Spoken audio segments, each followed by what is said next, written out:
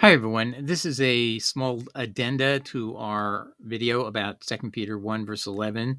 And somebody was asking me, how do you know how to construe things and what's the bias that you might have and what someone else might have?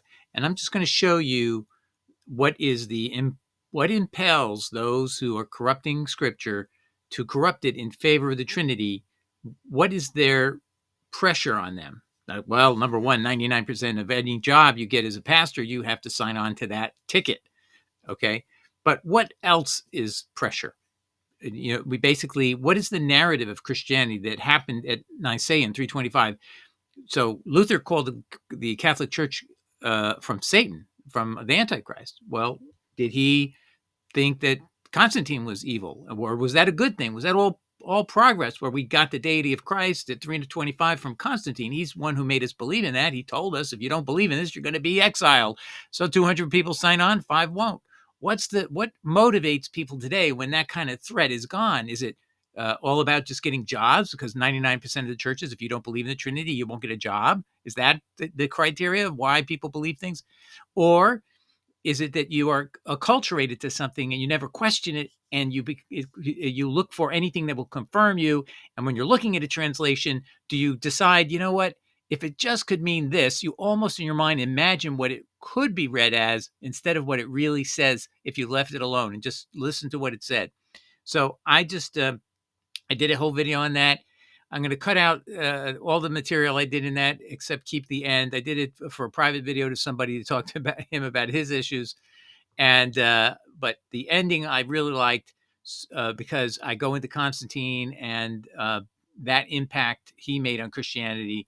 And yet we have not come to grips that we were misled into the doctrine that was the doctrine that Second Peter 1, verse 11 was corrupted to look like it was confirming Constantine's viewpoint, when it was actually saying the opposite, that Jesus, that all it was the righteousness of the God of ours and of Jesus Christ. That's all it said. It didn't make Jesus God. It did not say what we thought. Our translators have changed it to make it sound something different than it reads in Greek. That's all I can tell you. So listen to this excerpt from a video. I am just giving you a small segment at the end, and I think it's very important. Ciao.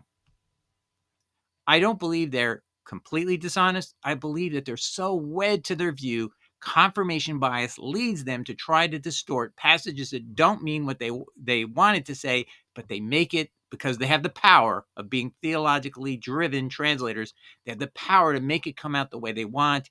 And they're almost feeling they can justifiably rewrite it because how did it, the church finally came to the conclusion in 325 AD that Jesus is truly a God all by himself with a separate mind, a separate will from God the Father, and they're both gods in a single Godhead.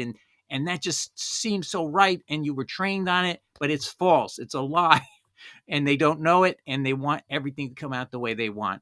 Jesus clearly said in John 17, 1-3, and I'm going to, before I head off, I'm going to just show it to you on the screen. And so anytime you see a verse that sounds like Jesus is God, just pull this back in. The one thing they never corrupted, and they couldn't because this actually was quoted at Nicaea in 325, and they knew it was in the records. And so you can't change something that there's such a clear evidentiary preservation of it. But it was quoted there because this is the passage that starts off the Nicene Creed. It says, I believe in one God, the Father. You see? So, and they try to reconcile these two together, but listen to what is missing when it says, I believe in the Nicene Creed. It says, I believe in the one God, the Father, but it doesn't say the only God there, but Jesus says it here. And that's what erases the perception given to us by the rest of the Nicene Creed, which contradicts this passage. Listen to John 17, 1-3 in the King James Bible. These words spake Jesus and lifted up his eyes to heaven and said, Father, the hour is come, glorify thy Son. Who's the Son? Jesus. That thy Son also may glorify you. So the Father and the Son are not the same, right? Right now. Now keep listening. Verse 2, and thou hast given him, that's the Son, power over all flesh, that he should give eternal life to as many as you have given him. So who gives Jesus us? The Father gives these us to the Son. Next, verse 3, and this is life eternal, that they might know you, the only true God. Is there any God the Son? No, because there's only one true God, and he's the Father. So there cannot be any God the Son. And to make it emphatic who Jesus is, he doesn't get the label God in the next few words. He's not going to call himself God. And this is life eternal, that they might know you, the only true God, and Jesus Christ, whom you have sent. What have they done between the Nicene Creed, where it says the only God, the Father, and the verse they were looking at, John 17, 1-3, they completely removed the word only. You can see that there in verse 3. The only true God is the Father. But in this version, what did they say? They said, we believe in the one God, the Father, but they got rid of the word only, and then they added a second God by just simply their own fiat, and claimed there was God from God, true substance from substance, that God somehow has a substance, a homoousia. He doesn't. He's a spirit. But this is a corrupt pagan ruler dictating our beliefs, because he believes in a God of the sun in the sky, known as Sol Invictus in Latin, Apollo in Greek, and that's his true God. That's who was mandating us. And he said, if you don't agree with me, you're going to be exiled. 5 people were exiled who disagreed with the Nicene Creed. The consequences were well known, and that means the 200 who voted were all cowards. And you also have to know, I just want to point this out, that the Pope of Rome, the Bishop of Rome, was, and I would say he's the last bishop of the real Church of Jesus Christ in Rome.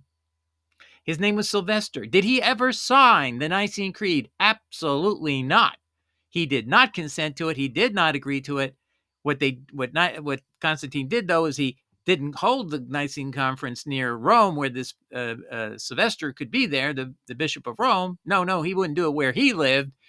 This man had knees he couldn't walk. So instead of making it convenient for the most influential of all the bishops of the Christian church, and that's true even in that era, next to the Jerusalem bishop, but he couldn't go. So what happened is he sent some legates who themselves were forced by compulsion of exile, which meant certain death in the northern part of Britain.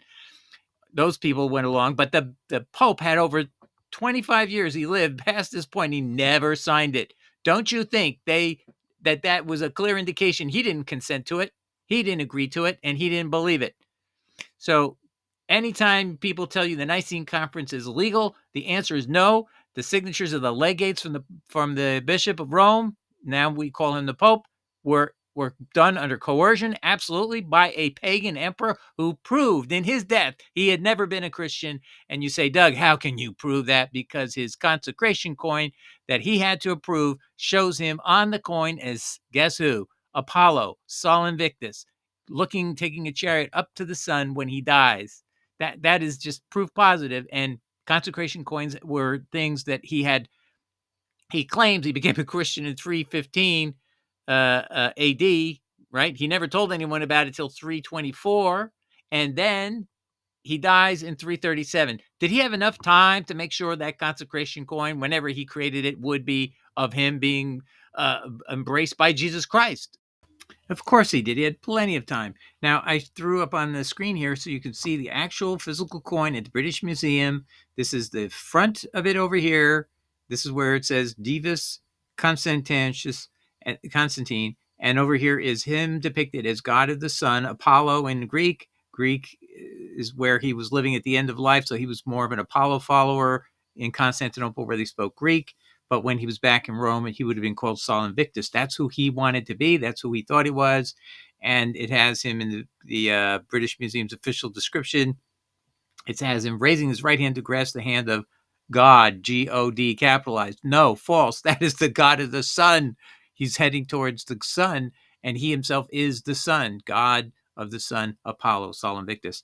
And he calls himself God, finally, right on the coin. And no emperors did that. They claimed divinity, but never direct deity, if you can understand the distinction. So this was a bold move by a totally corrupt pagan man who had nothing to do with Christ. No symbols of Cairo, no symbols of Christ, no symbols of anything that would reflect a Christian heart at all. He exposed what he was really all about.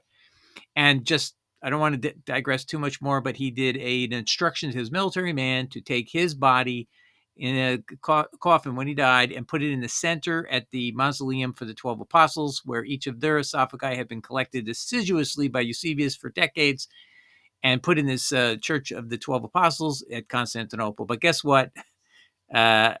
Constantine wanted his body to be in the middle so that the 12 apostles would be looking at him, not God, not Jesus, not God, Yahweh. No, himself, because he believes he's God. He believes his God of Apollo is superior to the God Yahweh, to the Spirit, superior to our Jesus Christ. See, that's who he really was. He exposed it in death every which way, but from Sunday. All right, God bless everybody. Ciao.